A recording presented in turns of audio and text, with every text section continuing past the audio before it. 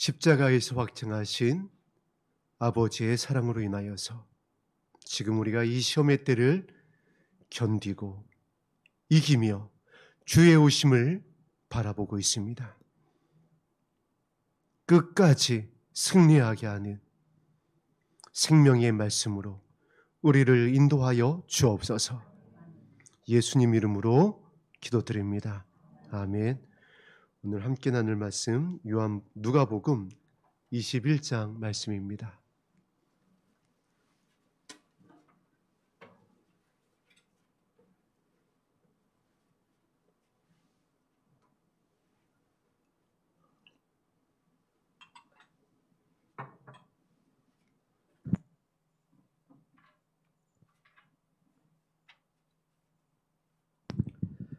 누가복음 21장 34절에서 38절까지의 말씀을 한 목소리로 합독합니다. 시작.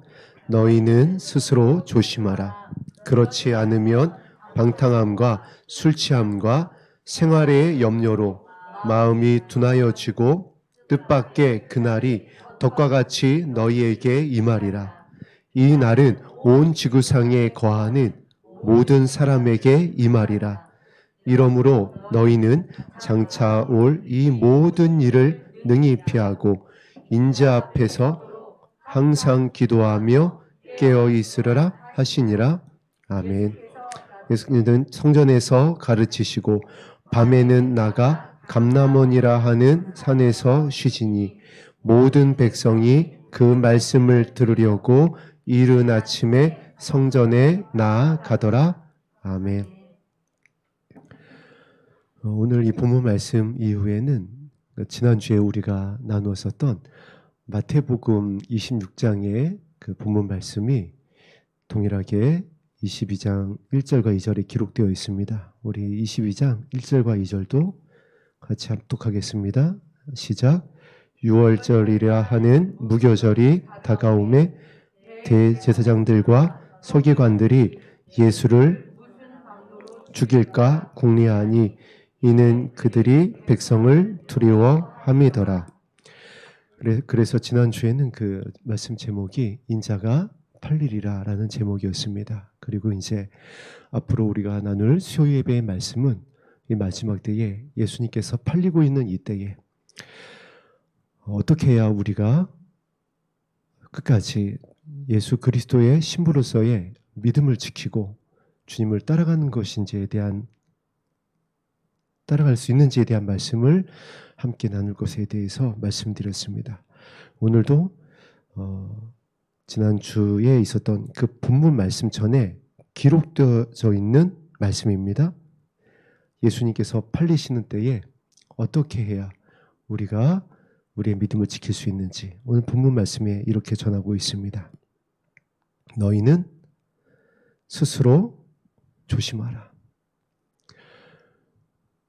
아버지께서 자녀들을 향하여서 믿음을 지키고자 하는 이제 저와 여러분을 향하여서 생명을 얻기 위하여 이 자리에 와서 앉아 있으니까 주님의 이름을 간절히 부르고 있고 말씀에 의지하여 기도하기를 힘쓰고 있습니다. 그래서 긍휼히 여기시고 말씀하시는 것입니다. 너희는 스스로 조심해야 된다. 저도 이제 첫째 아들과 둘째 아들이 작년에 면허를 땄어요. 면허를 딴 다음에 아이들이 차를 가지고 나가면은 늘 이제 불안한 겁니다. 부모로서, 아빠로서 불안한 겁니다. 그래서 보험을 아주 비싸게 들었습니다. 사고를 단단히 치고 들어와도 문제가 없도록 아주 보험을 정말 그 전문 용어로 이빠이 들었습니다. 그리고 이제 이 아이들이 운전을 하러 나가면은 정말 34절에 있는 말씀대로 아이들에게 부탁합니다. 조심해라. 운전 조심해라. 그런데 조심해야 될 게 한두 개가 아니잖아요. 요즘 우리가 그 블랙박스로 보는 하면서 사고 나는 거 보면은 정말 그래서 그 전문 어떤 변호사는요 정말 아예 운전을 못 한대요. 직업병에 걸려가지고 막 여기저기서 튀어나올 것 같고 떨어질 것 같고 사고 날 것 같아서 정작 본인은 운전을 못한다고 그럽니다. 그럴 만큼 위험한 것이 운전입니다. 한두 가지가 아니에요. 그래서 부탁을 합니다. 무엇을 조심해야 되냐면은 그 중에 제일 중요한 거를 가르쳐 줘요. 초보 운전인 이 아이들에게 가장 중요한 거를 가르쳐 줍니다. 특히 이제 교회와 집은 홍성에 있고 아이들의 나아발이라고 해야 될까요? 이 아이들이 가야 될 곳은 서울의 경기도에 있다 보니까 고속도로를 많이 이용을 합니다. 그래서 다른 것 말고 과속을 할 수도 있다. 그리고 고속도로에서 차가 없는데 안전속도 100km, 110km는 저도 못 지킵니다. 안전거리는 지켜라. 안전거리는 지켰으면 좋겠다. 그러면서 운전을 조심하라고 당부를 합니다. 이 마지막 때에 이 죄악이 관연한 이 때에 정말 노아의 때에 롯의 때에 조심해야 될 게 한두 가지겠느냐고요. 죄가 한두 가지겠어요. 나가면 죄잖아요. 보이는 거, 들리는 거, 우리 시험에 들게 하는 거. 꼭 나가서뿐만이 아니라 심지어 예수님께서 이 마지막 때에 우리를 넘어지게 하는 것은 가까운 데 있을 것이라고 했어요. 가정에 있을 것이고 우리 공동체에 있을 것이고 가장 가까운 이웃일 것이다. 그러한 때에 무엇을 조심하라고 말씀하실까요? 그 말씀을 하신 다음에 세 가지를 조심하라고 부탁을 하십니다. 방탕함과 술 취함과 세상의 염려를 조심해라. 그리고 이 세 가지, 방탕함과 술 취함과 생활의 염려, 이 세 가지가 우리를 어떻게 넘어뜨리게 하냐면은 마음을 둔하게 한다.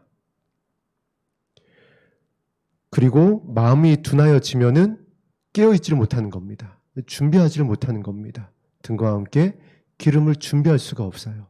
그래서 우리에게 다가오는 결론이 덫과 같이, 도둑과 같이 너에게 임하기 때문에 그 결과가 슬피 울며 이를 가는데 성 밖에 있을 수 있기 때문에 생명을 주시길 원하시는 사랑의 하나님, 우리의 아버지께서 부탁하시는 것입니다. 이것을 조심해야 된다. 방탕하지 말아야 되고 술 취하지 말아야 되고 생활의 염려에 매이지 말아야 한다.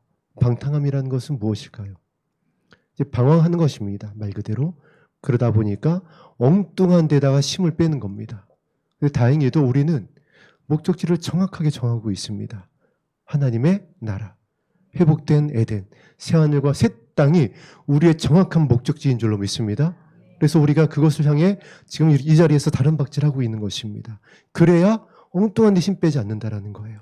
그 목적지를 잃어버리면 기도를 해도요, 엉뚱한 기도를 하고요. 그 목적지를 잃어버리면요, 엉뚱한 데에 가서 우리가 소진되게 된다라는 거예요. 방황을 하게 된다라는 것입니다. 하나님의 나라가 우리의 최종 목적지임을 오늘도 기도의 자리에서 붙잡게 되기를 주님의 이름으로 부탁드립니다.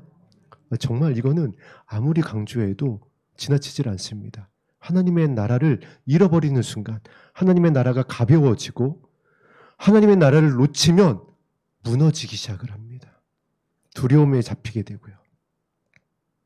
그러면 이제 도미노 현상인 겁니다. 술을 취하게 된다. 피곤하고 곤고하게 되었으면 사람은 반드시 세상에서 위로를 구하게 돼요. 그게 술입니다. 사실 저는 술 마시면 지옥 가는 줄 알고 신앙생활을 했으니까 군대에서도 아무리 높은 계급에 있는 분이 와서 술을 권해도 마시지 않았습니다. 내가 차라리 영창을 가면 같이 술을 마시지 않겠다. 그러면서 술을 멀리 했는데 제가 정말 놀랐던 게요. 이제 결혼을 하고 20대 후반, 30대 이때 사업을 하면서 굉장히 피곤하고 고단해지니까요. 술 생각이 나더라고요. 제가 깜짝 놀랐어요. 아니 술을 마셔본 적도 없는데 저는 그런데 술 생각이 나는 거예요. 어떤 위로받을, 좀 잊어버리고 싶다, 벗어나고 싶다. 그러면서 술 생각이 나는 겁니다. 그래서 술을 마시게 되는구나. 그래서 사람들이 일과 이후에 한잔하러 가는구나. 우리가 하나님의 나라를 잃어버리게 되고 고단하여지게 되어지면은 도울 힘이 없는 방백을 의지하게 되어집니다. 하나님 앞에 나오는 것이 아니라, 주님의 이름을 부르는 것이 아니라 없어질 것을 추구하게 되어진다는 거예요. 그래서 술 취하지 말라. 그러면 이제 반복되어진 것에 매이게 되어집니다. 생활의 염려, 목표 잊어버렸죠. 주님이 나의 힘이 되어지지 않죠. 계속 삶은 더 고단해지고 곤고해지고 억울해지게 되는 겁니다. 그래서 염려에 사로잡히게 되어집니다. 그러면 반드시 원망하고 탓을 하게 되어져요. 그리고 그 마지막은 분내게 됩니다. 이거 속일 수가 없어요.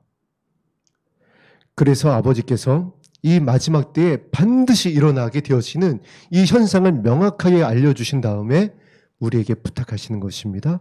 결국엔 무엇이죠? 너의 마음이 둔하여지지 말아야 된다. 너의 마음이, 우리가 늘 말씀을 나누고 있듯이 마음이 예수 그리스도의 마음으로 물들어야 된다. 너희들의 마음이, 중심이 무엇으로 붙잡혀 있는지, 무엇으로 채워져 있는지를 살펴보아야 된다. 그러면 이제 반대로 가는 겁니다. 우리의 마음의 중심에 예수 그리스도가 우리의 주인이 되어주시는 그 영광의 불로 임재해 계시면 생활의 염려를 끊어낼 수 있습니다. 예수 그리스도의 자유의 날성검이 우리 안에서 역사하게 되어지면 술 취하지 않아요. 예수님이 우리의 위로가 되어주시기 때문에 그렇습니다. 할렐루야.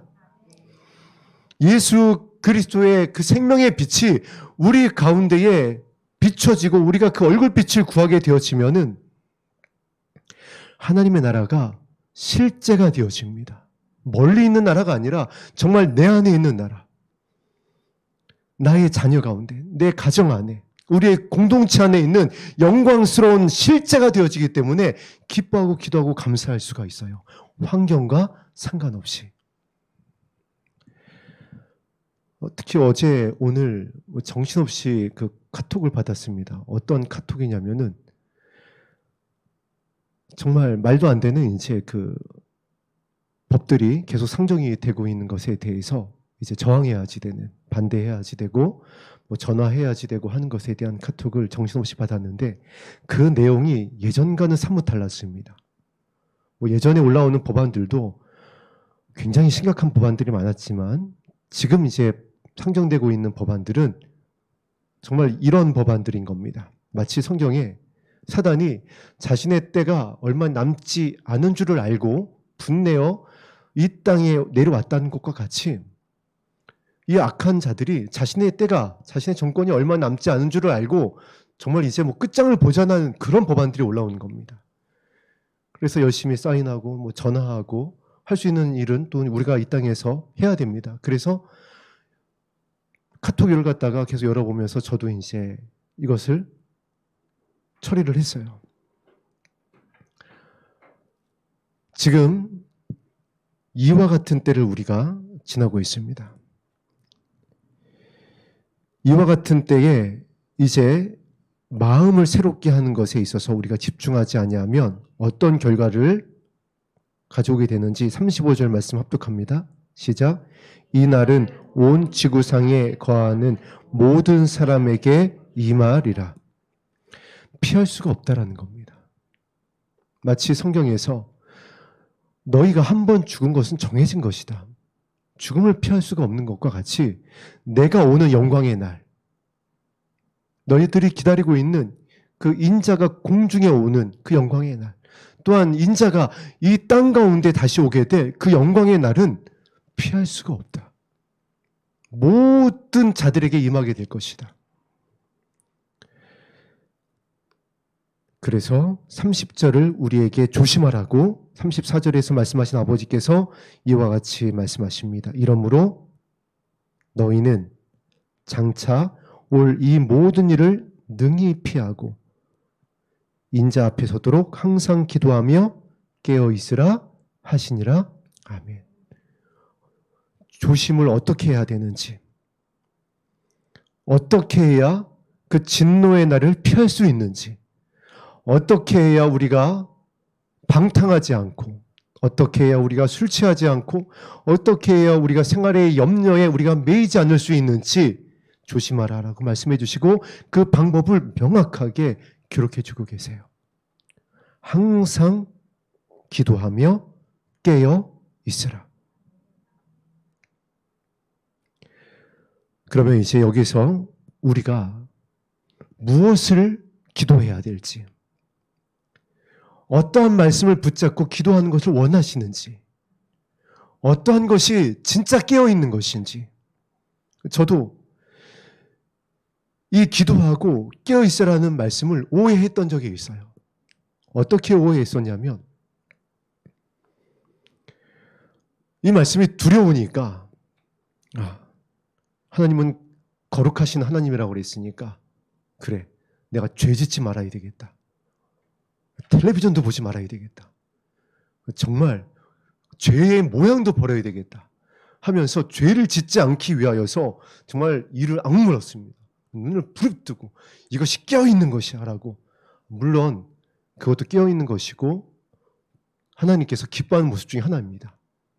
죄를 멀리하려고 하는 그 자녀에 대한 모습, 하나님께서 얼마나 귀하게 보시겠어요. 그리고 깨어있기 위하여서 정말 저도 정보의 한때는 심취해 있었어요.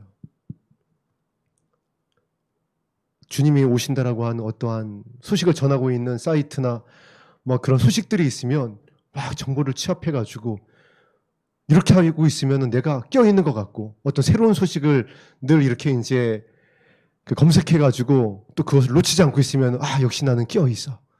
뭐 이런 것 같고, 저도 이와 같은 때가 있었습니다. 그런데 하나님께서 정말 여기서 깨어있으라, 기도하라라는 것이 그거를 말씀하시는 걸까요? 말씀이 육신이 되어 오신 분이 예수님임을 믿습니다. 믿음은 들음에서 나며 들음은 그리스도의 말씀으로 말미암느니라. 말씀으로 검증해야지 돼요. 어떠한 것이 정말 기도하기를 원하는 모습이고 어떠한 것이 정말 깨어있는 것인지 우리가 말씀을 찾아보면서 확인을 하고, 이 말씀을 나눈 후에 기도할 때 말씀에 의지하여 기도하겠습니다. 우리 예레미야 29장 10절에서 14절로 가보겠습니다. 여기 본문 말씀에 표를 해두시고요. 예레미야 29장 10절에서 14절로 가겠습니다.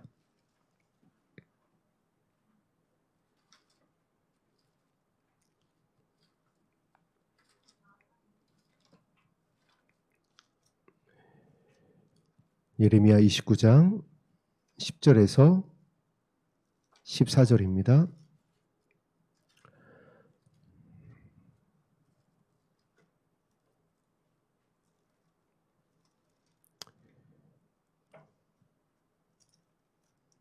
합독합니다. 시작. 여호와께서 이와 같이 말씀하시니라. 70년이 차면 내가 너희를 돌보고 나의 선한 말을 너희에게 성취하여 너희를 이곳으로 돌아오게 하리라. 여호와의 말씀이니라. 너희를 향한 나의 생각을 내가 아나니 평안이요 재앙이 아니니라. 너희에게 미래와 희망을 주는 것이니라. 너희가 내게 부르짖으며 내게 와서 기도하면 내가 너희들의 기도를 들을 것이요 너희가 온 마음으로 나를 구하면 나를 찾을 것이요 나를 만나리라. 이것은 여호와의 말씀이니라. 나는 너희들을 만날 것이며 너희를 포로된 중에서 다시 돌아오게 하되 내가 쫓아 보내었던 나라들과 모든 곳에서 모아 사로잡혀 떠났던 그곳으로 돌아오게 하리라. 이것은 여호와의 말씀이니라. 아멘. 자, 여러분, 이 말씀은 이스라엘이 바벨론으로 포로가 돼서 잡혀간 이후에 너희들이 이제 예루살렘을 회복하여 돌아올 것에 대한 예레미야의 예언적인 말씀입니다. 그 말씀인가 동시에 이 마지막 때를 향한 말씀이에요. 굉장히 놀라운 아버지의 역사의 비밀이 이 말씀 안에 흐르고 있습니다. 예레미야 말씀에 보면은 굉장히 반복되어지는 제일 가장 많이 반복되는 말씀이 있어요. 어떠한 말씀이냐면 여호와께서 말씀하시니라라는 말씀이에요. 회복하고 싶은 겁니다. 이스라엘을 새롭게 하고 싶으신 거예요. 그래서 창조의 말씀으로, 그 생명의 말씀으로 다시 회복하길 원하시는 아버지의 마음을 담아서 예레미야 입을 통하여 선포하시는 것입니다. 이 말씀을 너희가 듣고 이 말씀을 붙잡고 돌아오게 되면 어떻게 된다는 거죠? 너희들이 회복될 것이다. 너희가 다시 살게 될 것이다. 여호와의 말씀이니라. 여호와께서 이와 같이 말씀하시니라. 그 회복에 대한 말씀, 생명에 대한 말씀이 이렇게 선포되어지고 있습니다. 11절에 너희를 향한 나의 생각을 내가 아나니 평안이요 재앙이 아니니라 너희에게 미래와 희망을 주는 것이니라. 문자적으로 봤을 때에 70년 이후에 그래 우리의 미래가 이제 정해져 있구나. 하나님께서 돌아오게 하실 것이고 예루살렘이 회복되고 다시 무너졌었던 그 예루살렘 성전이 재건되겠구나. 물론 그것에 대한 말씀도 맞지만은 특별히 이 미래라는 이 단어를 쓴 히브리 원어를 보면 특별한 의미가 있어요. 단순히 1년 후, 10년 후, 100년 후가 아닙니다. 마지막을 향한 말씀이에요. 세상 끝날을 향한 때에 이 단어를 썼습니다. 그 미래의 이 마지막 때에, 즉 저와 여러분이 지금 이 예배 드리고 있는 이 공간 안에 속하여 있는 이 시대에 주님을 맞이해야 할 이 영광의 때에, 역사의 이 마지막에 무엇을 주시겠다는 거죠? 희망을 주는 것이니라. 이 희망이 원어를 또 살펴보니까 끈이라는 뜻이 있어요. 그리고 이 끈이 이 원어가 가장 처음에 쓰였던 곳이 여호수아서에 기록되어져 있습니다. 기생 라합이 두 정탐꾼을 숨겨주고 구원에 대한 약속을 받습니다. 그리고 그 구원에 대한 약속의 증표로서 그 두 정탐꾼이 이렇게 부탁을 합니다. 붉은 줄을 달아 내리면 그 집에 있는 너와 내 가족은 모두 다 살게 될 것이다. 우리가 그 붉은 줄의 의미를 잘 알고 있습니다. 예수 그리스도의 십자가를 예표하고 있다는 것을 너무 잘 알고 있어요. 그 소망을 이 마지막 때에 주겠다라는 거예요. 그 이름이 예수 그리스도입니다. 그래서 어떻게 기도하라고 그랬죠? 너희가 살기 원하느냐? 주의 이름을 불러라. 주의 이름을 부르는 자는 구원을 얻게 될 것이다. 어렵지 않다라는 거예요. 그래서 그 사실을 우편 강도를 통하여 증명해 보이셨습니다. 주님의 이름을 불렀을 때 그 나라를 소망하며 그의 마지막에 주님의 이름을 불렀을 때 이 말씀처럼 그의 미래에, 그의 마지막에, 그의 끝에 소망을 얻게 되어집니다. 그리고 낙원에 있게 되어져요. 이 말씀을 붙잡고 기도하면요, 저와 여러분에게, 우리의 자녀들에게 동일하게 하나님께서 역사하십니다. 이 말씀이 이렇게 반복되고 있습니다. 13절을 합독합니다. 시작. 너희가 온 마음으로 나를 구하면 나를 찾을 것이요 나를 만날 것이니라. 아멘. 온 마음으로 나를 구하면, 나의 얼굴을 구하면, 다윗이 그의 시편에 간절히 구하였던 것이 하나님의 얼굴빛입니다. 왕이었지만 군대를 의지하지 않았어요. 왕이었지만 그의 장수를 의지하지 않았습니다. 하나님의 얼굴빛을 구하였어요. 그 영광의 빛을 내게 비춰 주시옵소서. 우리가 이 땅을 살아가면서 너무 많은 다른 것들을 구하지 않는지 살펴보세요. 정말 나의 마음의 결이 아버지 하나님의 얼굴빛만을 구하고 있는지, 정말 그 사랑만을, 그 예수 그리스도의 구원의 이름만을 갈망하고 있는지, 다른 것을 추구하고 있지 않은지, 이걸 무엇으로 분별해 보면 되냐면요, 우리의 마음의 감정의 파도가 어떤지를 살펴보면 금방 답이 나옵니다. 내 자리를 잃었을 때에, 내 소유를 잃었을 때에, 내 뜻이 이루어지지 않았을 때에 일어나는 나의 감정의 물결을 보세요. 마음의 결을 보세요. 정말 하나님의 얼굴만을 구하고 있고 정말 예수 그리스도의 이름만을, 그 사랑만을 갈망하며 채워져 있으면은 잠시 유동할 수는 있어도 중심을 잡습니다. 흔들리지 않아요. 물러가지 않습니다. 넘어지지 않고 빠지지 않아요. 성내지 않습니다. 그런데 미래의 희망을 주길 원하시는 여호와의 말씀이 아닌 다른 것에 귀를 기울이고 다른 것에 무게중심이 가 있고 나누어져 있고 오늘 본문에선 합독했던 것처럼 하나님의 나라나 다른 것으로 위로를 삼거나 다른 것에 매여 있게 되어지면은 나를 만날 것이라고 했는데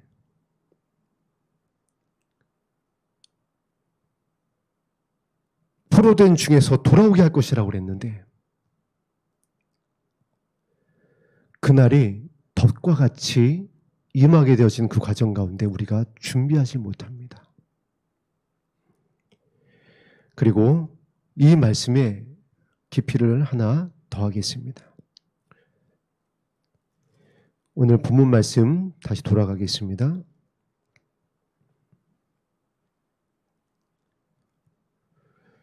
오늘 본문 34절에서 38절 이전에 기록되어져 있는 말씀이 무화과 나무의 비유입니다. 이 무화과 나무에 대한 비유는 마태복음에 아주 자세하게 기록되어져 있어요. 시간이 없기 때문에 중요한 부분을 말씀드리겠습니다. 인자가 팔리는 이때에 저와 여러분을 살리길 원하신 하나님께서 무엇을 조심해야 되는지, 어떤 것이 기도하는 것이고 어떤 것이 깨어있는 것인지에 대해서 말씀을 하신 다음에 그 전에 기록되어져 있는 말씀이 동일하게 무화과 나무 비유에 대한 말씀입니다. 예전에는 이 무화과 나무 비유에 대한 말씀이 풀어지질 못했어요.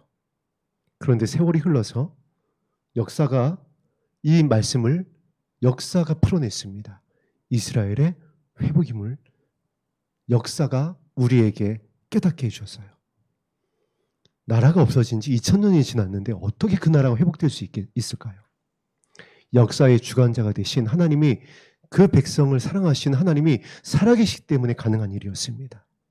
그런데 놀라운 것은 이 무화과 나무의 비유를 깨달으라.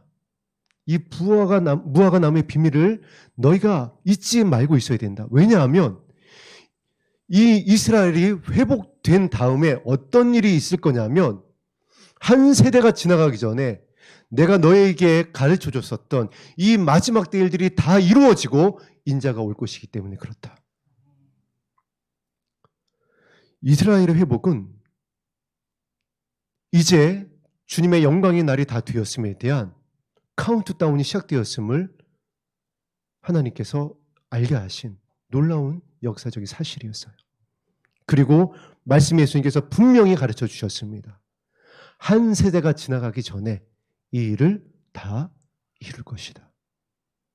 그러면 우리가 말씀대로 한 세대가 얼마인지를 성경의 말씀에서 찾아보아야 됩니다. 성경 여러 군데에서 한 세대를 표현해 놓은 말씀들이 있어요. 100년을 한 세대로 보기도 하고, 그런데 가장 근거가 있는 말씀이 있습니다. 바로 모세의 시입니다. 예수님께서 유대인들에게 한 세대에 대해서 가르쳐 주실 때 누구에 대한 말씀을 깨닫게 했을까요? 바로 율법의 대명사인 모세의 시. 모세가 한 세대를 몇 년으로 정의했죠? 너희들의 연수가 70이요 강건하면 80이니라. 한 세대를 길어야 80으로 정의했습니다. 자, 그럼 여러분 우리 한번 계산해 보겠습니다. 1945년에 이스라엘이 독립을 했습니다. 70년이 지났어요.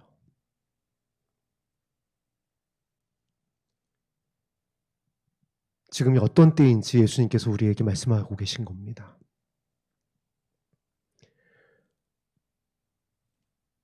어떤 청년이 이제 은혜 안에 들어오고 나서 고백한 내용이 있습니다.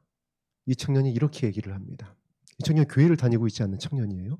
그냥 은혜 안에 정말 하나님께서 놀랍게 깨닫게 하시고 말씀을 주시고 만나 주신 청년입니다. 그리고 그 청년이 이렇게 고백을 합니다. 지금은 축구에서 말하는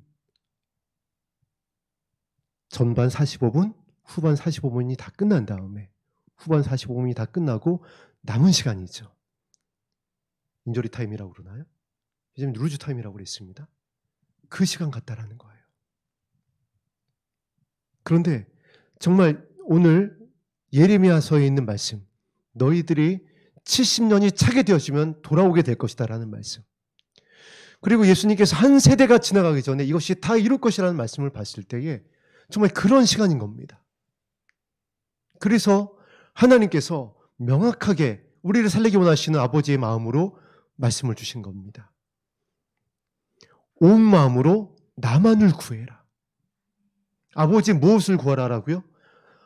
그동안 우리가 아버지의 가지고 있었던 어떠한 눈에 보이는 우리의 삶을, 나를 유익하게 하는 것들을 우리가 사실 구할 때가 많았었습니다. 사역자는 사역자들대로, 담임 목사님은 담임 목사님대로, 그 믿음의 연수가 길이가 어떠하든지 사실 솔직히 얘기해서 나를 유익하게 하는 것들을 정말 어느 때보다도 간절히 구했었어요.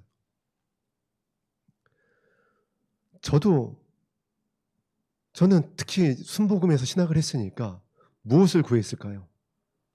불을 구했습니다.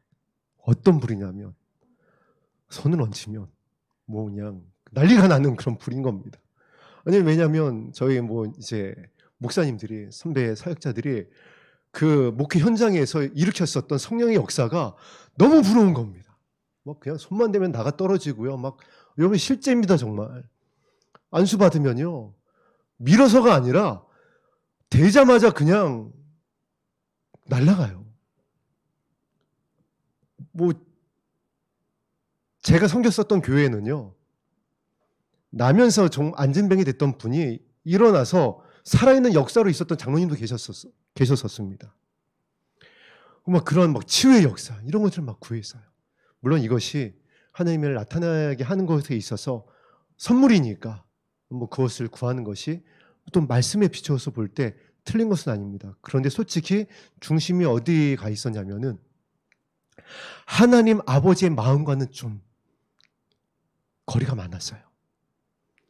그를 정말 사랑해서 그를 살려서 하나님의 자녀가 되게 해서 회복된 에덴, 하나님의 나라를 들어가게 하는 여기를 가는 것에 중심이 있었던 것이 아니라, 나타나면, 소문이 나면, 사람들이 모이고 이름이 드러나고, 이제 이것에 마음의 중심이 가 있었습니다. 그리고 이것은 그나마 좀 그래도 거룩해요. 사업을 하면서 주여 믿습니다. 어느 때까지 계약이 이루어질 줄로 믿습니다. 어느 때까지 대출이 될 줄로 믿습니다. 어느 때 반드시 이 문제가 해결되었으면 제가 이렇게 하겠습니다. 그런데 사랑의 아버지시니까 그것도 해주시더라고요. 정말 놀라운 방법으로 해결해 주셨습니다. 이거 간증하자면요, 오늘 자정 넘어야지 정말 밤이 맞도록 해도 못할 정도로 다 많은 것을 이딴 것도 채워주셨어요. 그러나 지금이 어느 때라고 그랬죠? 마지막 때. 그냥 마지막 때가 아니라 예레미야가 예언하고 예수님께서 제자들에게 가르쳐 주셨고 성령께서 지금 말씀하고 계신 영광의 날이 임박한 때입니다. 이때에 무엇을 기도해야 될지, 이때에 무엇을 집중해야 될지 하나님께서, 아버지께서 말씀하시는 것입니다. 이것은 여호와의 말씀이니라. 나는 너희를 만날 것이며 너희를 포로된 중에서 다시 돌아오게 하되 내가 쫓아보내었던 나라들과 모든 곳에서 모아 사로잡혀 떠났던 그곳으로 돌아오게 하리라. 이것은 여호와의 말씀이니라. 시온산에 서게 하겠다라는 거예요. 저와 여러분을 그 영광의 자리에 예수님과 함께 서게 할 것이다. 근데 그 방법이 나를 구하는 것이다. 나의 얼굴을 구하는 것이다. 내 손에 있었던, 너희를 유익하게 있었던 이 땅의 것들을 이제 구하는 것이 아니라 나의 사랑을 구해라. 내 아들 예수 그리스도의 이름을 불러라. 그래야 너희가 살 수 있다. 그러면 돌아올 수 있다. 그러면 회복하게 될 것이다. 우리 말씀을 통해서 그 내용의 구체적인 것을 확인해 보겠습니다. 다니엘서 12장 1절에서 4절입니다.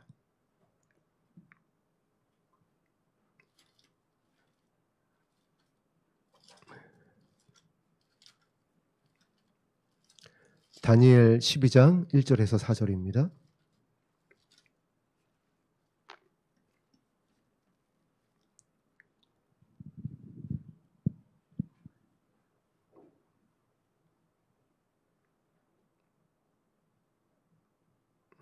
합독합니다. 시작. 그때에 내 민족을 호위하는 큰 군수 미가엘이 일어날 것이요 환란이 있으리니 이는 개국 이래로 그때까지 없던 환란일 것이며 그때에 내 백성 중 책에 기록된 모든 자가 구원을 받을 것이라. 땅의 티끌 가운데에서 자는 자 중에서 많은 사람이 깨어나 영생을 받는 자도 있겠고 수치를 당하여서 영원히 부끄러움을 당할 자도 있을 것이며 지혜 있는 자는 궁창의 빛과 같이 빛날 것이요 많은 사람을 옳은 대로 돌아오게 하는 자는 별과 같이 영원토록 빛나리라. 다니엘아, 마지막 때까지 이 말을 간수하고 이 글을 봉함하라. 많은 사람이 빨리 왕래하며 지식이 더하리라. 끝날에 대한 말씀입니다. 그리고 그 끝날에 대한 말씀을 기록한 다음에 한 가지를 부탁하죠. 무엇을 부탁하냐면은 지혜 있는 자가 되어야 한다. 지금 이 마지막 때에 지혜 있는 자는 하나님의 얼굴, 아버지의 사랑, 예수 그리스도의 이름을 부르는 자입니다. 그 지혜 있는 자가 되어야 된다. 그러면 약속하셨죠? 아버지의 마음을 자녀들에게, 자녀의 마음을 아버지께 돌아오게 할 수 있도록 내가 나의 영을 너희 자녀와 너희 남종과 여종과 너희의 모든 세대 가운데 내가 부어줄 것이다. 할렐루야. 그렇게 되면 지혜 있는 자가 될 것이다. 그래서 예수 그리스도의 마음, 그 온유하고 겸손한 예수 그리스도의 마음이 공급되어진 그들이 어떻게 할 것이냐면은 별과 같이, 궁창의 빛과 같이 빛나면서 어떻게 하게 될 것이다. 많은 사람을 옳은 대로 돌아오게 할 것이다.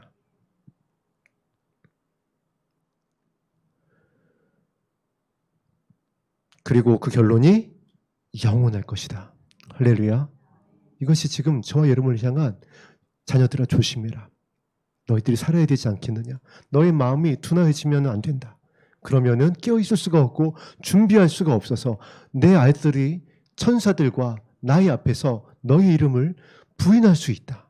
슬피 울며 이를 가는데 내로 쫓길 수 있다. 아버지께서는 우리가 그렇게 되길 원하지 않으시고 다 살리길 원하시기 때문에 이 마지막 때에 살리길 원하시기 때문에 말씀하고 계시는 겁니다. 두 가지도 아니에요. 단 한 가지만.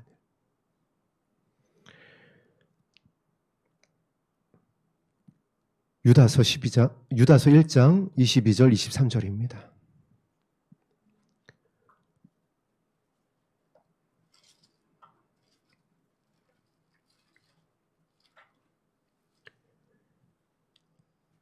유다서 1장 22절에서 23절입니다. 합독합니다. 시작. 어떤 의심하는 자들을 긍휼히 여기라. 또 어떤 자를 불어서 끌어내어 구원하라. 또 어떤 자를 그 육체로 더럽힌 옷까지도 미워하되 두려움으로 긍휼히 여기라. 아멘. 옳은 대로 돌아오게 하라. 지혜 있는 자가 되어서 의심하는 자들을 긍휼히 여겨라. 지혜 있는 자가 되어서 밤하늘의 궁창의 별과 같이 그들에게 생명의 말씀의 빛을 비추어서 어떤 자들을 불어서 끌어내어 구원하게 하라. 육체로 더럽힌 옷까지도 미워하되 두려움으로 그들을 불쌍히 여기라. 어떤 의심하는 자들, 불에서 타고 있는 어떤 자들, 멸망길로 향하여 다름질하고 있는 자들, 하나님의 얼굴이 아닌 다른 가치를 추구하고 있는 자들, 이제 이 마지막 때에 저와 여러분에게 부탁하신 우리의 자녀들, 우리의 친족들을 살릴 수 있는 방법이 무엇인지를 가르쳐주고 계신 거예요. 야고보서 5장 19절 20절입니다.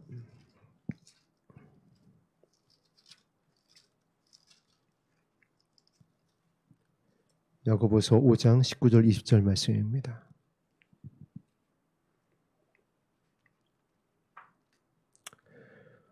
시작. 내 형제들아, 너희 중에 미혹되어 진리를 떠난 자를 누가 돌아오게 하면 너희가 알 것은 죄인을 미혹된 길에서 돌아오게 하는 자가 그의 영혼을 사망에서 구원할 것이며 허다한 죄를 덮을 것임이라. 아멘. 마지막 때에 깨어있다는 것은요, 그들의 눈에 보여야 되는 것이에요.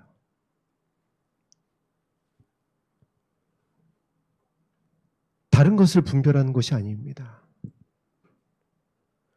나의 마음과 구원받아야 될 그들이 긍휼로 우리의 눈에 보여야지 돼요. 그것이 깨어있는 것이에요. 어떠한 것이 그들을 살리는 것인지 오늘 그 예레미야의 말씀과 야고보서의 말씀과 유다서의 말씀이 살아 운동력 있는 말씀으로 우리가 붙잡을 수 있어야지 돼요. 그것이 깨어있는 것이에요. 그런데 깨어있는 것을 오해하고 있어요. 예전에 저와 같이 또 지금 어떠한 분들이 깨어있다는 것은 지식의 차원이 아닙니다. 깨어있다는 것은 경험도 아니에요. 나타남이 아닙니다. 깨어있다는 것은 생명을 유업으로 받을 그들을 아버지의 눈으로 바라볼 수 있느냐 없느냐예요. 그리고 깨어있다는 것은 나의 마음이 정말 이들을 살리고자 하는 그 지혜의 빛으로 향하고 있느냐 그렇지 않느냐를 분별하는 것이에요. 이것이 깨어있는 것입니다. 기도는요, 오늘 이 말씀에 의지하여 이제 기도하는 것입니다. 베드로가 그렇게 순종했습니다. 말씀에 의지하여 깊은 데로 가서 그물을 내리더니 그 베드로에게 예수님께서 약속하십니다. 사람을 낚는 어부가 되게 할 것이다. 말씀에 의지하여 깊은 데로 내려가서 그물을 내렸던 그 베드로가 고백할 수 있었던 겁니다. 주는 그리스도시요 살아계신 하나님의 아들이십니다. 그랬을 때 베드로가 천국 열쇠를 소유하게 되었습니다. 내가 매면 매일 것이요 풀면 풀릴 것이다. 우리의 기도를 하나님께서 들으시겠다라는 것이에요. 우리가 기도하는 자녀를 하나님께서 살릴 것이라는 겁니다. 하나님께서 우리 자녀를 살리시겠다고 하잖아요. 우리가 기도하는 이웃을 살리겠다라고 하잖아요. 그 소원을 가지고 우리가 이 자리에 나왔다라고 한다면 무슨 정말 우리가 자녀된 부모로서 자녀된 내 자녀를 영원히 살릴 수 있는 생명으로 돌아오게 한다면 어떤 값이라도 치를 수 있는 그 마음에 우리가 결단이 있잖아요. 그와 같은 저와 여러분에게 그 방법을 가르쳐 주시는 겁니다.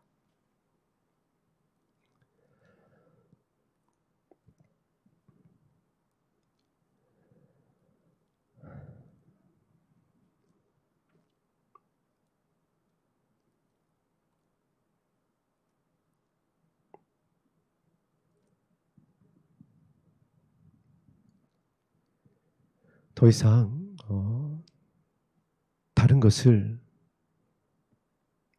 의지하지 않게 되기를 주의 이름으로 축복합니다.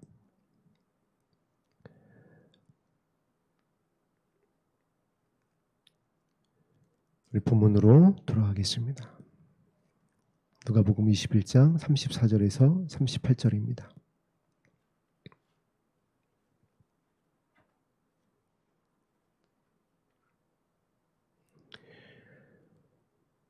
37절, 38절을 합독합니다. 시작. 예수께서 낮에는 성전에서 가르치시고 밤에는 나가 감람원이라 하는 산에서 쉬시니 모든 백성이 그 말씀을 들으시고 이른 아침에 성전에 나아가더라.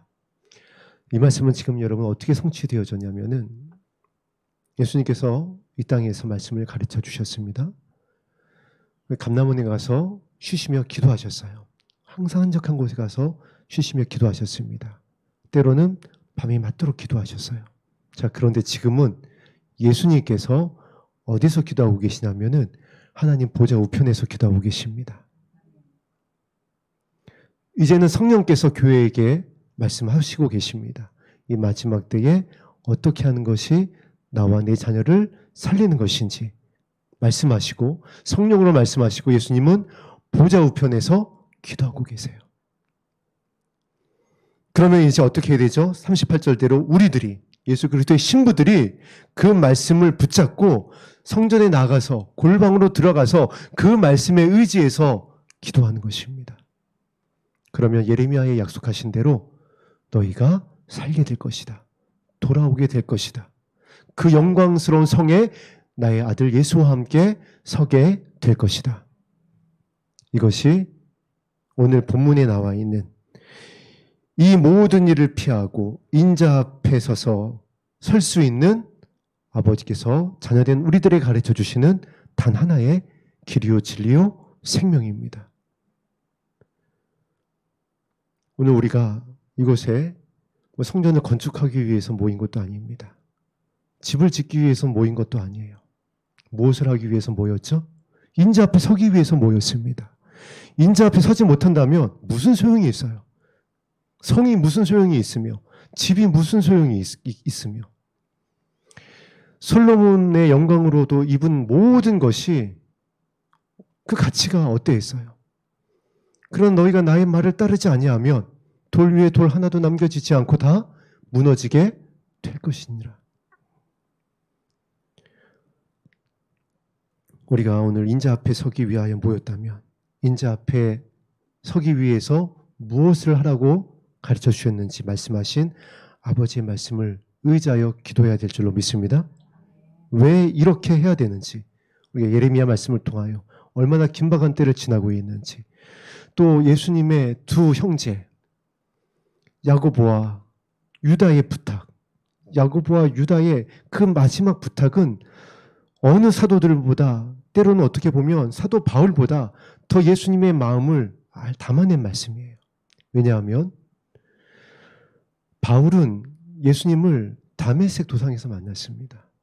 제자들은 예수님을 만난 것이 3년 반 남짓이에요. 그러나 유다와 야고보는요, 형과 함께 30년을 지냈습니다.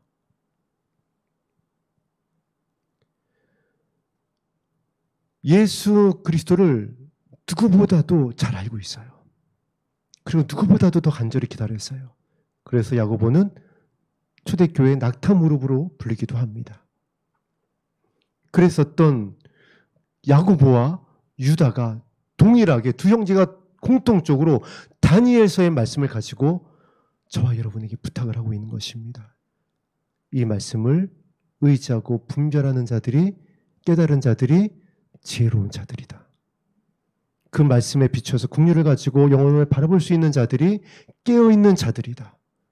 그리고 그렇게 기도하는 자들이 영원한 하나님의 나라에 들어가게 될 것이다. 저와 여러분이 그와 같이 됐으면 좋겠습니다. 저도 정말 이제 이 말씀에 더욱더 집중해야 될 그와 같은 때가 되어졌어요.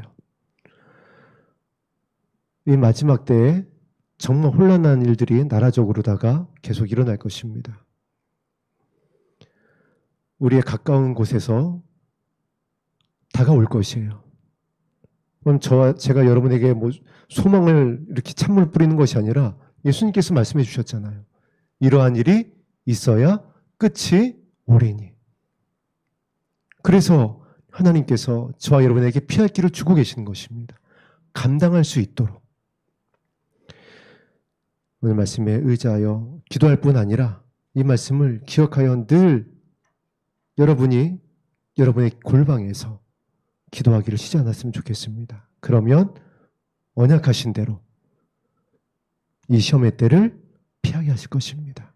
그리고 영광의 날 저 공중에서 주님의 얼굴을 보게 될 줄로 믿습니다. 아멘. 우리 오늘 함께 드렸었던 찬송가 279장 찬송하고 함께 기도하는 시간 갖겠습니다.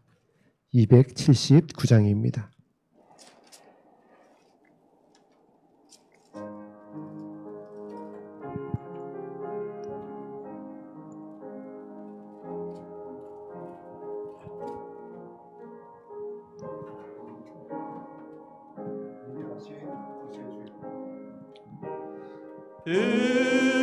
인내하신 구세주여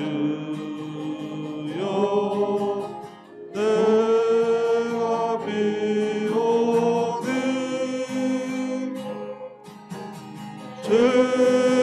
죄인노라 하실 때에 날 부르소서.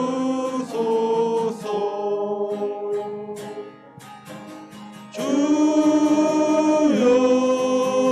주여 내가 비오는 죄인노라 하실 때에 날 부르소서. 만복 그는 우리 주여 위로하소서.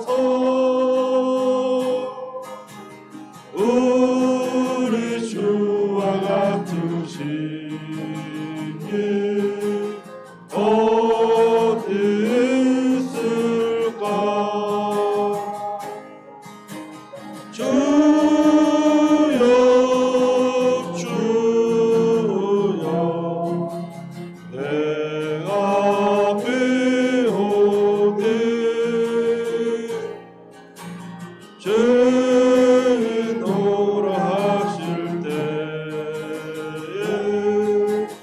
날 부르소서.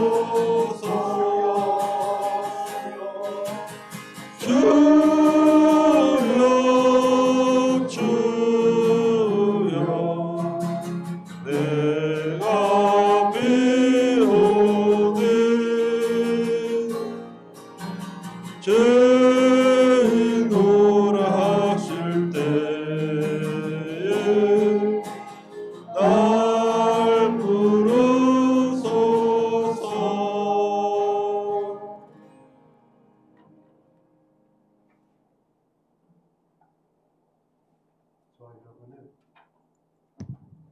저와 여러분을 오늘 이 자리에 부르셨으니까 살리실 줄로 믿습니다. 우리에게 생명 주시길 원하시는 아버지의 사랑을 신뢰하며 우리 간절히 기도하는 시간 갖겠습니다.